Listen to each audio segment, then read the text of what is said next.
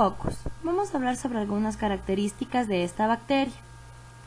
Decimos que son bacterias esféricas gram positivas, que miden de 0.5 a 1 milimicra. Se tiñen de color azul o violeta oscuro con adición de gram. Su respiración es anaeróbica facultativa. Algunas especies crecen únicamente en una atmósfera enriquecida con dióxido de carbono, es decir, que poseen un crecimiento caunofílico. Sus exigencias nutricionales son complejas.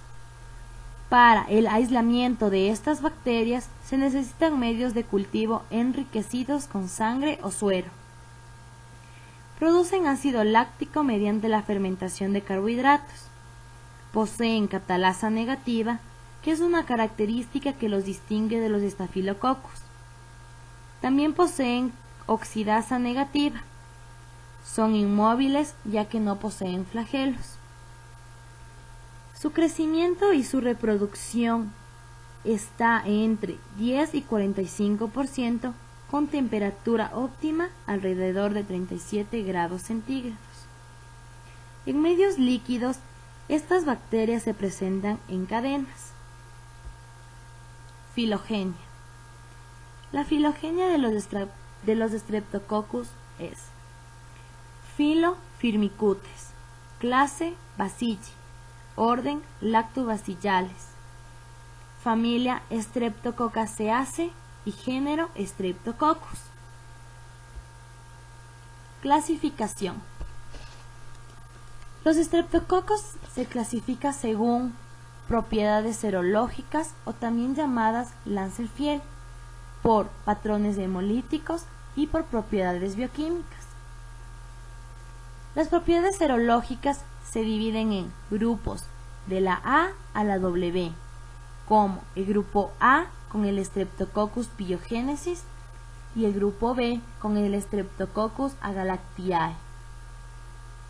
Los patrones hemolíticos. Este se subdivide en tres: en hemólisis completa o también llamada hemólisis beta, como el grupo B, Staphylococcus agalactiae; hemólisis incompleta o hemólisis alfa, como el Streptococcus pneumoniae y el Streptococcus viridae; y por ausencia de hemólisis o también llamada hemólisis gamma.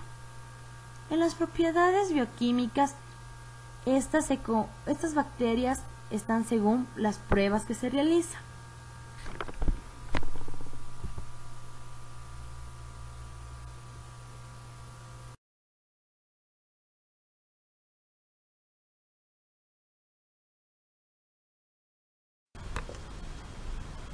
Comenzamos con la clasificación de estreptococos, principalmente el Streptococcus pyogenes.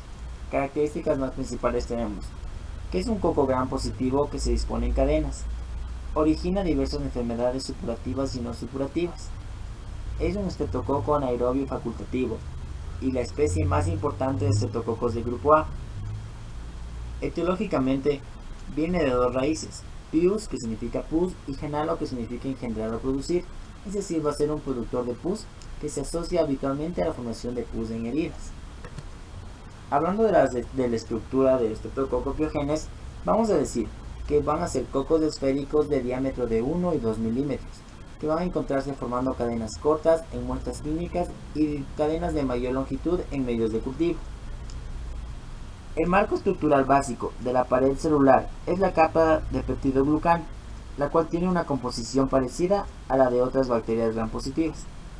En el interior de la pared celular se encuentran los antígenos específicos de tipo y de grupo, hidratos de carbono específicos de grupo, los cuales constituyen aproximadamente el 10% del peso de la célula.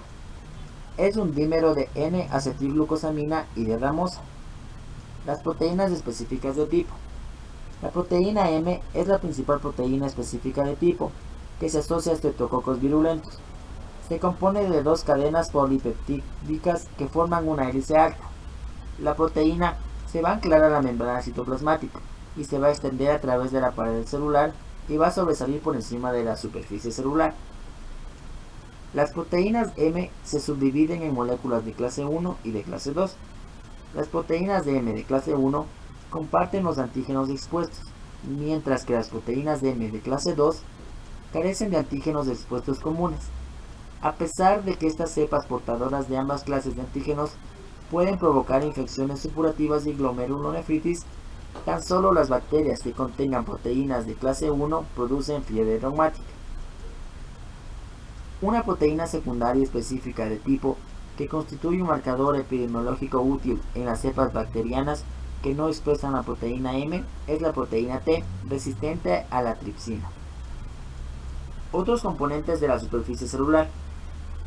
Otros componentes importantes de esta superficie celular tenemos proteínas de tipo M, el ácido teicoico y la proteína F. Las proteínas de tipo M están codificadas por un complejo de más de 20 genes que componen la superfamilia de genes de M. Estos genes codifican las proteínas de M, las proteínas de tipo M y otras proteínas que se unen a las inmunoglobulinas. En cambio, el ácido teicoico y las proteínas de F facilitan la unión a las células del organismo anfitrión, al formar un complejo con la fibronectina que se encuentra presente en la superficie de las células del anfitrión. La cápsula. Algunas cepas de Streptococcus pyogenes van a formar una cápsula externa de ácido hialurónico que contiene moléculas repetidas de ácido glucurónico y N-acetilglucosamina. La cápsula no se diferencia a nivel antigénico del ácido hialurónico, de modo que esto va a permitir evitar la fagocitosis de la bacteria.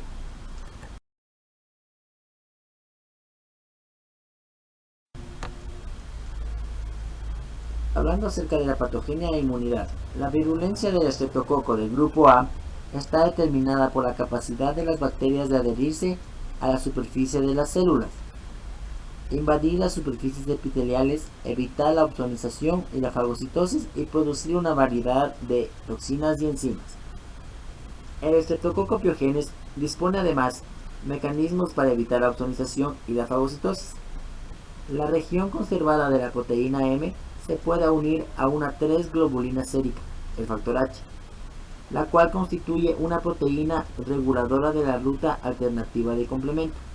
El componente C3b del complemento, una importante mediadora de la fagocitosis, se ve desestabilizado por el factor H. Por ello, cuando un C3b se une a la superficie celular en la región de la proteína M, es degradado por el factor H. Con eso se va a evitar la fagocitosis. Todas las cepas de Streptococcus pyogenes son capaces de producir una peptidasa de C5a, una serina proteasa que inactiva el componente. C5a es una molécula quimioatrayente de neutrófilos y de fagocitos mononucleares. De este modo, se va a inhibir la formación de abscesos, hasta que el paciente logre neutralizar la peptidasa por medio de anticuerpos específicos. Tenemos también exotoxinas pirógenas. La exotoxina pirógena estreptocóquica, o también llamada SPECS, conocidas originalmente como toxinas eritrogénicas, son fabricadas por las células lisogénicas de los estreptococos. Estas toxinas van a actuar como superantígenos e interactúan tanto con los macrófagos como con los linfocitos T cooperadores. ¿Para qué? Para liberar la interleucina, el interferón y el factor de necrosis tumoral. Estas citocinas median varios defectos importantes que aparecen de manera característica en los pacientes afectados por el síndrome de shock tóxico estreptocóquico. Tenemos también las streptolicinas S y streptolicina O. La streptolicina S es una hemolicina estable en presencia de oxígeno, no inmunogénica y ligada a las células que pueden lisar hematíes, leucocitos y plaquetas. La streptolicina O, en cambio, esta va a lisar leucocitos, plaquetas, hematíes y estimula la liberación de las enzimas lisosomales, pero esta es inmunogénica. Esa es la diferencia con la streptolicina S. Las streptocinasas. Las streptocinasas van a existir de dos formas: streptocinasa A y streptocinasa B, que estas van a lisar los coágulos de sangre y depósitos de fibrina para facilitar la rápida diseminación de la Streptococcus pyogenes en los tejidos infectados.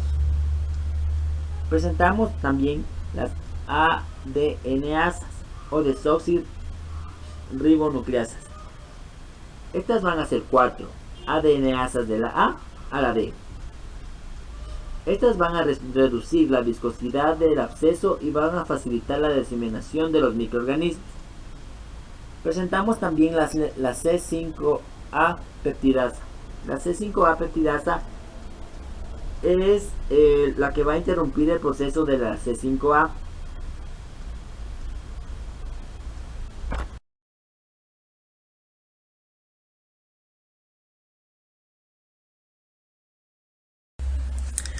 Continuamos con la división de Streptococcus, hablando un poco acerca de los Streptococcus agalactiae.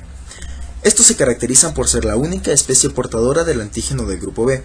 Este microorganismo se describió inicialmente en casos de septicemia puerperal, aunque hoy en día se trata de una entidad poco frecuente. El Streptococcus agalactiae se conoce en mayor medida por suponer una destacada causa de septicemia, neumonía y meningitis, esto en los recién nacidos. En cambio, en un adulto puede causar enfermedades graves. Hablando acerca de su estructura y de su fisiología, decimos que los Streptococcus del grupo B son cocos gram positivos y su diámetro varía de 0,6 a 1,2 pi. Van a estar formando cadenas cortas en muestras clínicas y cadenas largas cuando se trata de cultivos. Estas características los hacen indistinguibles o muy parecidos a los Streptococcus pyogenes cuando se utiliza la tinción gram. Este tipo de Streptococcus crecen bien en medios enriquecidos con nutrientes y crecen en contraposición a las colonias de Streptococcus pyogenes. Las colonias de Streptococcus agalactiae tienen un aspecto mantecoso y una zona estrecha con beta hemólisis. Se dice que algunas cepas que varían del 1 al 2% no son hemolíticas, aunque su prevalencia puede haberse subestimado, puesto que las cepas no hemolíticas generalmente no se estudian con relación a la presencia del antígeno del grupo B. Las cepas de Streptococcus agalactiae se pueden subdividir tomando en cuenta 3 marcadores serológicos, como son 1. El antígeno B o el antígeno polisacárido de la pared celular específico del grupo. Estos van a estar compuestos por ramosa, por N-acetilglucosamina y por galactosa. Como segundo marcador serológico tenemos a los polisacáridos de la cápsula específico de tipo, en los cuales encontramos 1A, 1AC, 1BC, el 2, el I, el 3, que va hasta el 5. Y como tercera división de marcador serológico tenemos a la proteína de superficie, conocida como proteína C.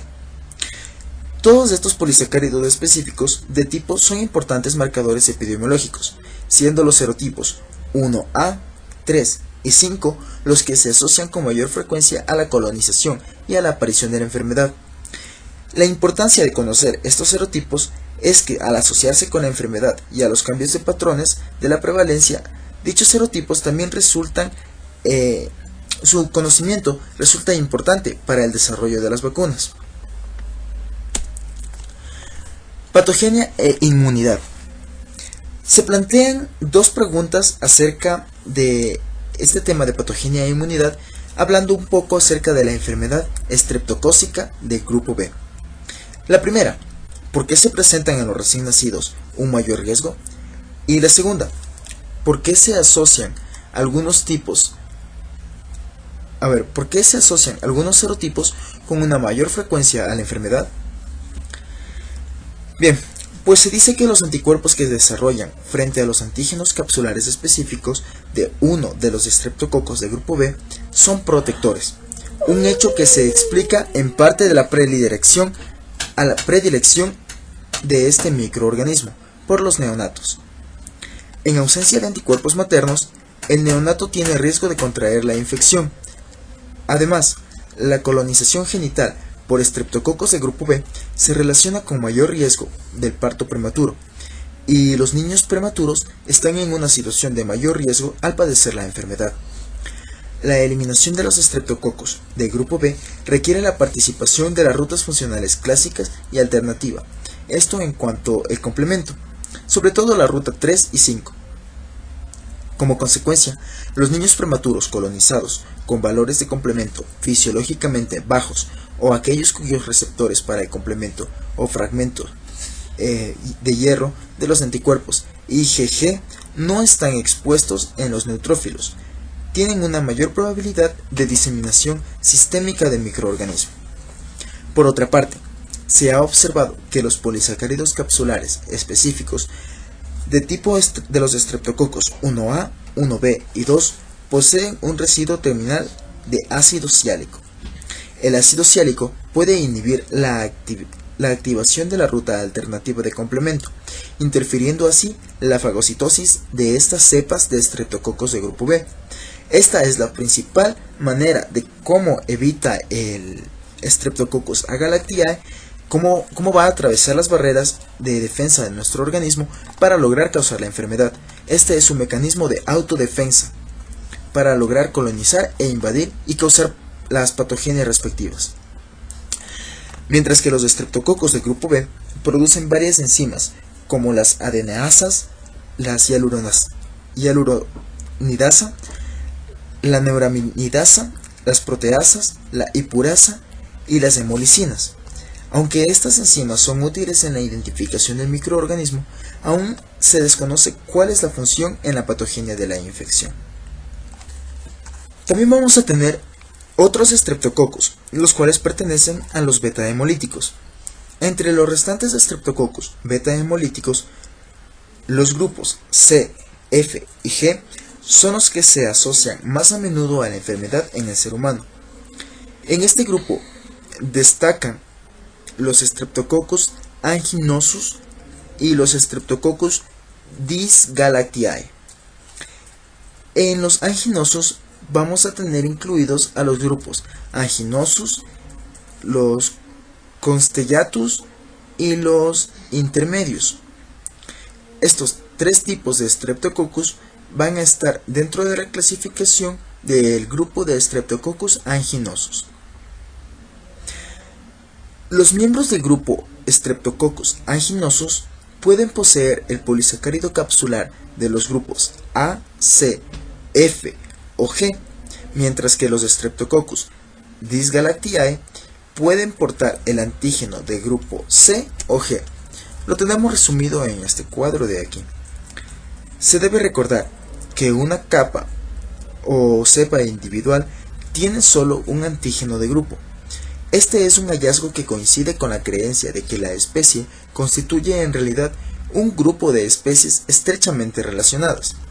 Las cepas de grupo Streptococcus anginosus crecen en pequeñas colonias. Se dice que su desarrollo requiere de 2 días de incubación. Estas van a estar rodeadas de una delgada zona de beta-hemólisis.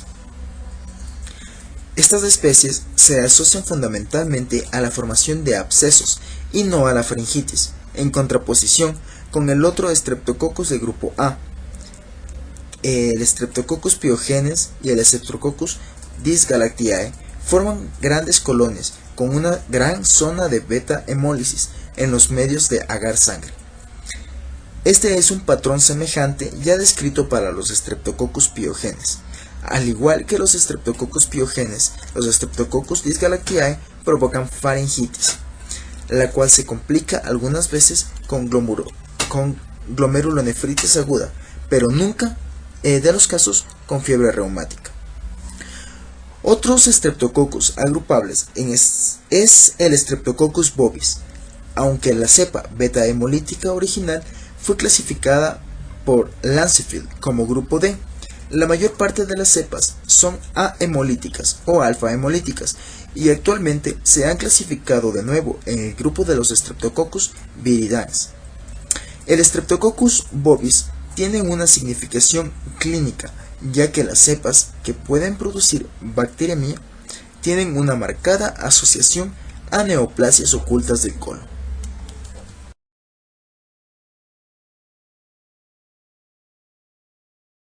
Streptococcus viridans. Estructura. Este Streptococcus viridans carecen de cápsula, no poseen flagelos, por lo que son inmóviles, no poseen hidratos de carbono, decimos que la respiración es en cadenas anaeróbicas facultativas. Se encuentran en la flora microbiana normal del ser humano. Poseen un halo alfa hemólisis y resisten a la octoquina. El modo de transmisión de este Streptococcus es por cepas que invaden sitios estériles o tratamientos dentales. La clasificación. Se clasifica en grupo y en especie. Grupo Mitis, especie. Es en Streptococcus mitis, sanguis, parasanguis, gordoni, crista, oralis, neumonía. En grupos mutans se divide en Staphylococcus mutans, sobrinus, criseti y ratus. En grupos salivarios, en Staphylococcus salivarius, en vestibularis y en thermophilus. En grupo bovis, Streptococcus bovis, Alactolyticus y equinus. Y en el grupo anginosus, en Streptococcus anginosus, en costellatus y en intermedios. Patogenia e inmunidad. Decimos que el Streptococcus viridans no posee endotoxinas y por lo tanto no da una secreción de exotoxinas. Decimos que los factores de patogenicidad son 8: ácidos teicoicos y lipoteicoicos. Estos tienen carácter antigénico e intervienen en procesos de adición. 2. Carbohidratos de la pared celular. Estos poseen caracteres antigénicos e intervienen en procesos de adición, de agregación y congregación bacteriana. 3. Proteínas de la pared celular. Unas poseen carácter antigénico, otras se comportan como adhesinas y otras poseen acción antifagocitaria. 4. Fimbrias. Estas intervienen en adhesión y en fenómenos de agregación y congregación bacteriana. Cápsula. Esta produce una acción antisónica. 6. Capa mucosa. Constituida por polisacáridos extracelulares, es de gran importancia en los fenómenos adhesivos, especialmente en la formación de la bipelícula dental. 7. IgAsa. Esta destruye la inmunoglobulina A. Un ejemplo de esta podría ser el Staphylococcus sanguis. 8. Neuroamidasa. Esta amplía el poder adhesivo. Un ejemplo de Staphylococcus podría ser el oralis.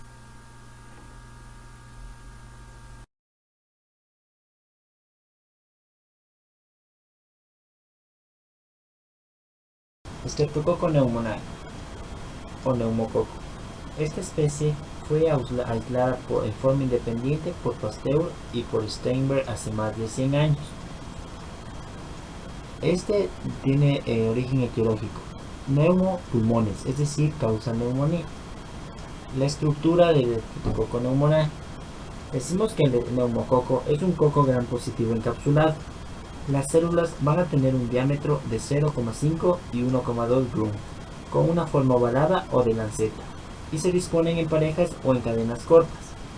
Las células más viejas se decoloran fácilmente y aparecen como gram negativas. Las colonias de las cepas encapsuladas suelen ser más grandes. Todas estas colonias experimentan un proceso de autólisis con el paso del tiempo, el cual consiste de una disolución en la porción central de la colonia, lo que va a originar un aspecto de hoyuelo. Las colonias van a aparecer como alfa hemolíticas en agar sangre cuando se incuban en una atmósfera aerobia y como beta hemolíticas cuando crecen en condiciones anaerobias. Este microorganismo va a ser muy exigente desde el punto de vista nutricional y tan solo va a ser capaz de crecer en medios enriquecidos complementados con productos sanguíneos. El Streptococcus pneumoniae va a crecer con dificultad en medios con concentraciones altas de glucosa, debido a que el ácido láctico alcanza rápidamente unos valores muy tóxicos en las preparaciones, y como todos los estreptococos, el Pneumoniae va a carecer de actividad catalasa. Las cepas virulentas del estreptococo van a encontrarse cubiertas de una compleja capa de polisacáridos. La capa de péptido glicano, por su parte, va a ser característica de un neumococo, de un coco gram positivo. Las cadenas de oligopéptidos se van a encontrar unidas a las subunidades alternantes de N-acetilglucosamina y al ácido N-acetilmurámico, las cuales se van a entrecruzar mediante puentes de pentaciclina. Otro componente que va a ser fundamental en la pared va a ser el ácido teicoico. Este ácido teicoico va a ser rico en galactosamina, fosfato y colina. La colina va a ser un componente muy principal y muy característico del Streptococcus pneumoniae. Va a desempeñar la función importante de regulación de la hidrólisis de la pared celular. En la pared celular del neumococo va a haber dos formas del ácido teicoico, una de las cuales se va a hallar expuesta a la superficie celular y otra está unida de forma covalente a los lípidos de la membrana plasmática. El ácido teicoico expuesto está unido a la cepa de péptido glicano y se va a extender a través de la cápsula que nos va a rodear. Esta estructura específica de la especie se va a llamar polisacárido C. El polisacárido C va a precipitar una función de la globulina sérica protema C reactiva o PCR en la presencia del calcio. El ácido teicoico va a estar unido a los lípidos de la membrana citoplasmática. Este se va a llamar antígeno F. ¿Por qué? Porque debido a este va a tener una capacidad de producir reacción cruzada con los antígenos de superficie.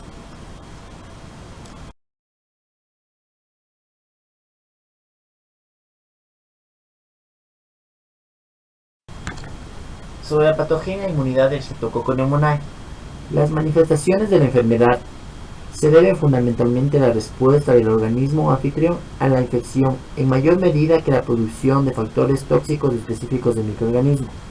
Sin embargo, es crucial entender el modo de colonización de la bucofaringe por Streptococcus pneumoniae, cómo es su diseminación a los tejidos normalmente estériles, la estimulación de una respuesta inflamatoria local y los mecanismos para evitar ser destruido por las células fagocíticas.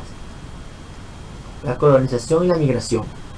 El Streptococcus pneumoniae es un patógeno humano que coloniza la bucofaringe y en situaciones específicas va a ser capaz de diseminarse a los pulmones, los senos paranasales y el oído medio. También suele ser transportado a través de la sangre a regiones tan distales como es el encéfalo. La colonización inicial de la bucofaringe está mediada por la unión de las bacterias a las células epiteliales por medio de resinas de superficie. La migración posterior del microorganismo a las vías respiratorias inferiores se va a impedir cuando estas bacterias se encuentran rodeadas de mucosidad y son eliminadas del aparato respiratorio mediante la acción de las células de epitelio ciliado. Las bacterias neutralizan este envoltorio a través de la producción de proteasa de inmunoglobulina A secretora y una neumolicina. La inmunoglobulina A secretora atrapa a las bacterias de la mucina. La proteasa bacteriana evita esta interacción.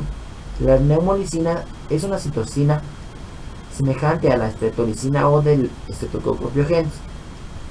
Sobre la destrucción tisular, podemos decir que una característica de las infecciones neumocócicas es la movilización de las células inflamatorias hacia el foco de la infección.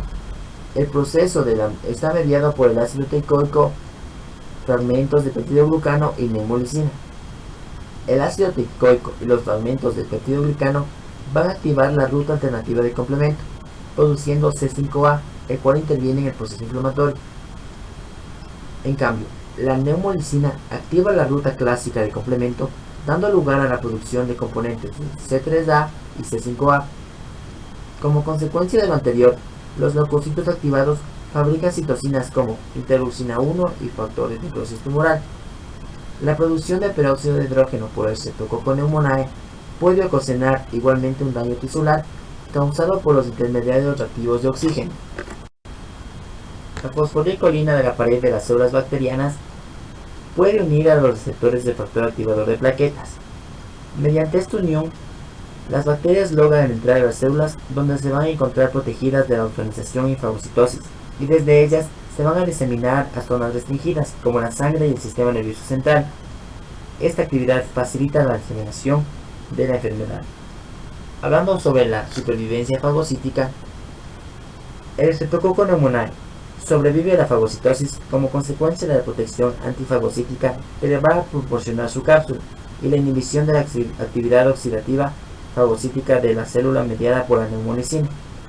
La virulencia del Streptococcus pneumoniae representa una consecuencia directa a la presencia de dicha causa.